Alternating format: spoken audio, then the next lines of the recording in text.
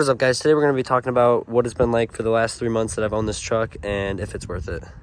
As you guys have seen, I've been making a lot of install videos and not a lot of videos talking about the actual truck. So today we're going to be talking about some little things that have been going wrong on my 6.0 and basically like an overview after 3 months of ownership. So if you guys have been watching the channel for a little while, you guys know that I bought this 2007 6.0 Lariat. I bought it in October, and if you guys have been here since the beginning, you know everything about it. But today we're going to be talking about the pros and cons, what I've had go wrong with it, and what I've learned about the truck, and what I would look for if I was going to buy another one. Alrighty guys, so we're going to start off here right underneath the hood where all the problems started. If you guys don't know anything about the 6.0, this is Ford's most unreliable engine other than the 6.4. Really just depends on the person you talk to, but I'm going to tell you guys everything that's gone wrong with it since I've owned it for 3 months, and what went wrong the worst, and how much everything cost, and how it's looking now. To start off with my first problem here, we're going to start with the batteries. Honestly, this might have been user error from me obviously not looking when I bought the truck, and the old owner not switching the batteries. But the batteries on this truck were 14 years old, so roll the clip of me trying to start the truck without bad batteries.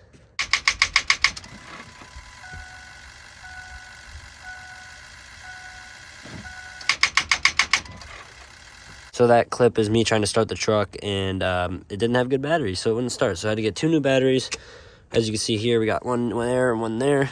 And then that problem was fixed. I got my rock lights installed because it happened when I was installing my rock lights because I shorted out one of the cables, and then, yeah, it just killed both my batteries. And the batteries are 14 years old, so I just replaced them. So after that, I got that problem all resolved, all fixed. It was no problem at all. Didn't really worry about it. Obviously, it was just the batteries, nothing wrong with the actual truck. But next thing that happened was about a month later. I was having really laggy throttle response. I'll show you guys. So basically, I could push the pedal like down to there before it would actually start moving, which obviously I have a 10-blade turbo, so there's going to be turbo lag. But this was worse than turbo lag. My truck would barely move with the pedal all the way to the floor. So obviously it was my mass airflow sensor.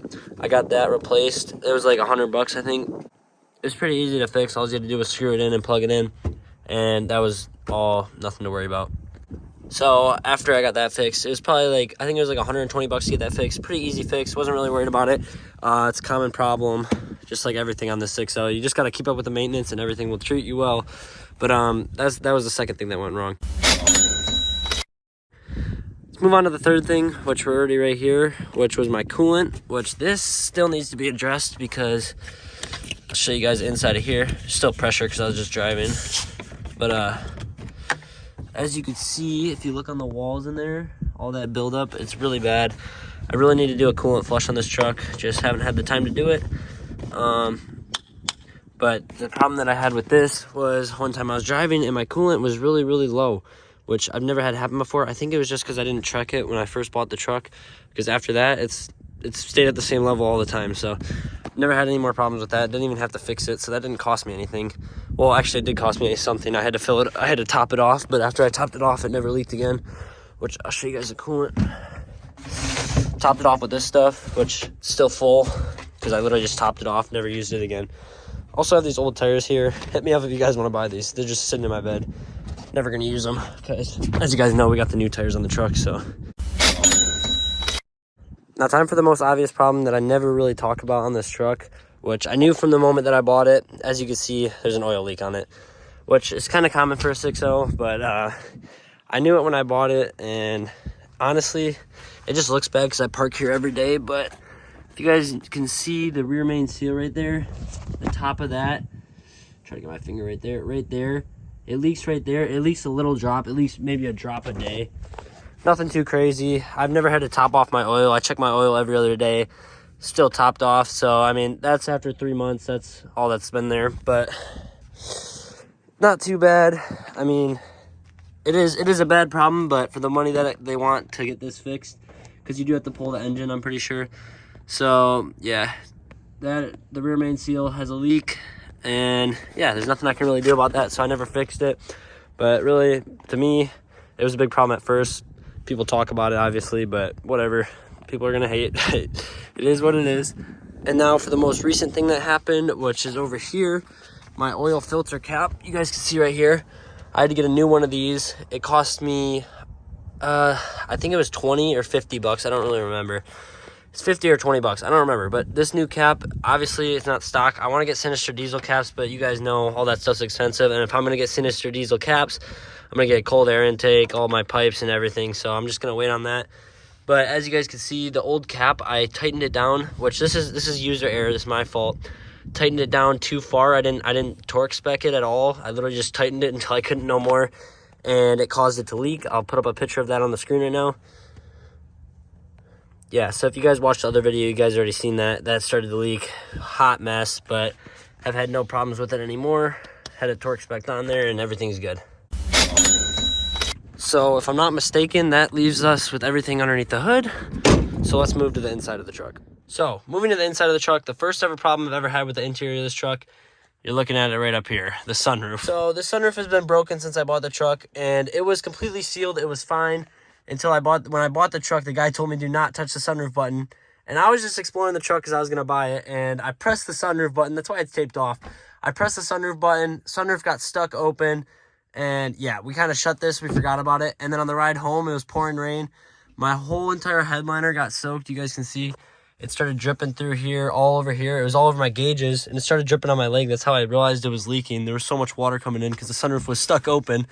And yeah, it was a hot ride. The ride home was a hot mess.